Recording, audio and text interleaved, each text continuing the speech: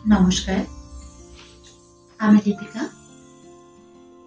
আপনাদের সবার আশীর্বাদে আমার স্মৃতির ভান্ডারে আপনাদের সবার জন্য আরো একটি নতুন কবিতা সংযোগ করার সুযোগ পেয়েছি। ধন্যবাদ আপনাদের সকলকে। শুনতে থাকুন, আশা করি ভালো লাগবে।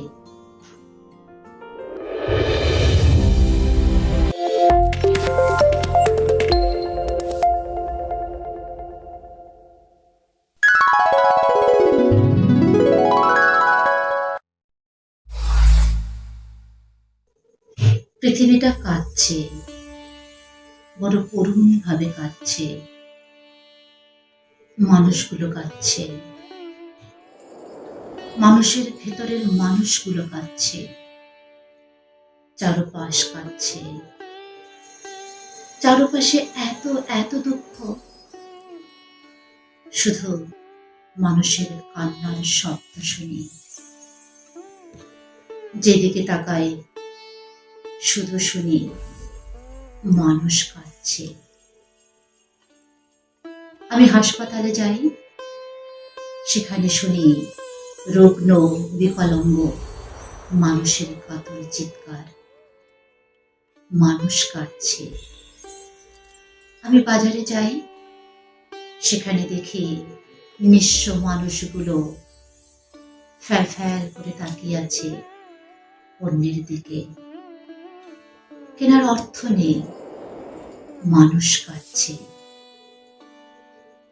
আমি বৃদ্ধাশ্রমে যাই, সেখানে দেখি স্বজনহীনরা মানুষগুলো নিদারুণ একাকিত্বে ভুগছে। মানুষ কাঁদছে। যে মায়ের সন্তানকে দুর্বৃত্তরা প্রকাশ্যে দিওয়ালোকে বড় বীভৎসভাবে মেরে ফেলল, সে হতভাগী মা কাঁদছে।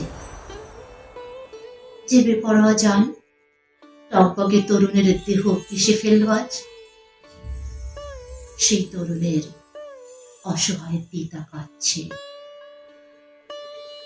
যে শিশুটির বাবা তার মাকে ছেড়ে চলে গেছে, সে পিতৃহীন শিশুটি বাবার শূন্যতায় কাঁদছে।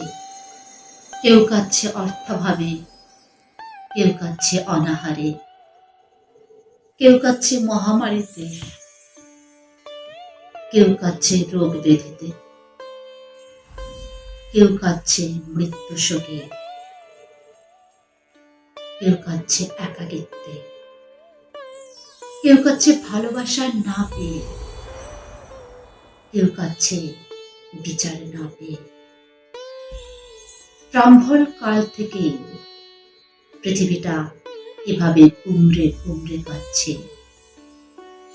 দিনের আলো ম্লান হয়ে রাতের নিস্তব্ধতা যত বাড়ে, আমি ততই পৃথিবীর এই কান্নার শব্দ শুনি।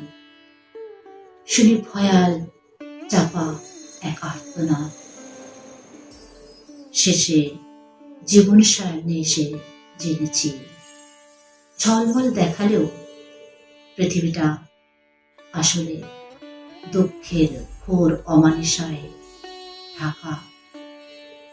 সুখ এখানে কিঞ্চিত কালে ভাদ্রে দেয় ওকে। ধন্যবাদ।